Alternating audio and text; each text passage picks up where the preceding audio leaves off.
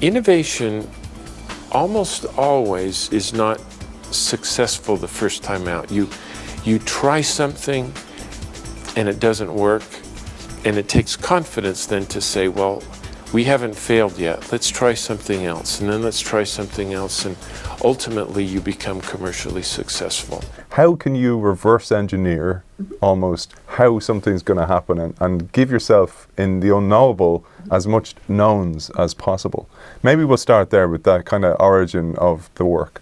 Yeah, so the big insight that we had in the early days of developing this discovery-driven planning concept was actually sparked by a chunk of work I was doing on corporate flops. So, big, huge, well-financed, splashy initiatives that ended up being complete and total disasters. And when we looked at them, what we realized was that they were all being planned as though there were data.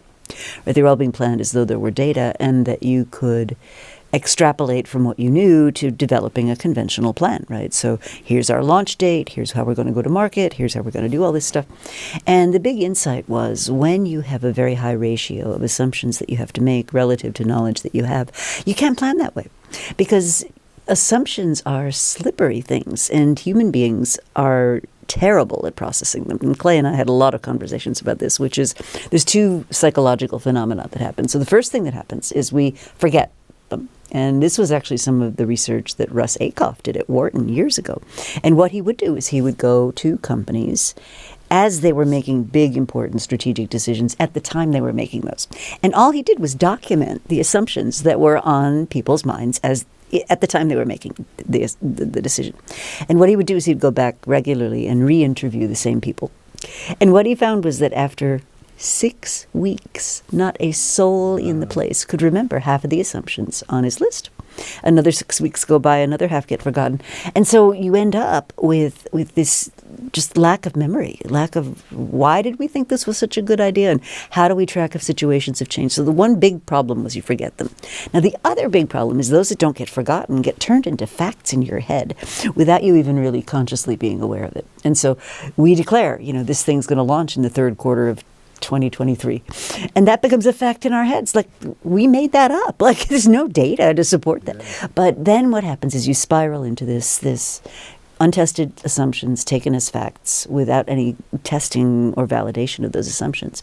And so you spend a ton of money and out you go. And we realized you need a different way of planning if you are to explore the unknown. Now, a couple of assumptions people get wrong about discovery-driven planning. It's not undisciplined. Like, we have this idea. Discipline. Oh, it's a serious. I mean, it's a friend of mine who actually worked for Master Taste, one of the Irish companies that I work with, said, "Oh, it's a deadly discipline." It is. But can I say, because one of the things that really struck me was for people in innovation, and I'm talking to you guys listening as well, I've certainly done this, is it's more pleasant to do it without discovery-driven planning, because it's like, it's like the IKEA effect in the way you fall in love with your idea and you want it to blossom and you want it to flourish, and you don't want it to prove it wrong in the early days, but it saves you so much time and hassle, and that's the discipline. Yeah, it is. It's what our friend Alberto Savoya calls Thoughtland. There are no ugly babies in Thoughtland. All the ideas are good. We're all going to be millionaires. It's going to be amazing.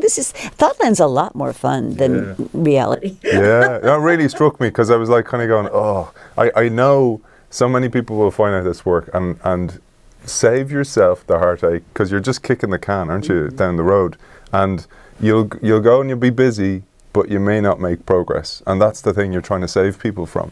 Well, yeah, and the seduction of the fast thinking, let's make the announcement, let's get this thing out into the world, let's put it in the third quarter budget. That all feels really good at the time. It's like you get your dopamine hit, and on you go, and you feel like you're making progress. But what you don't realize is you're setting yourself up to fail.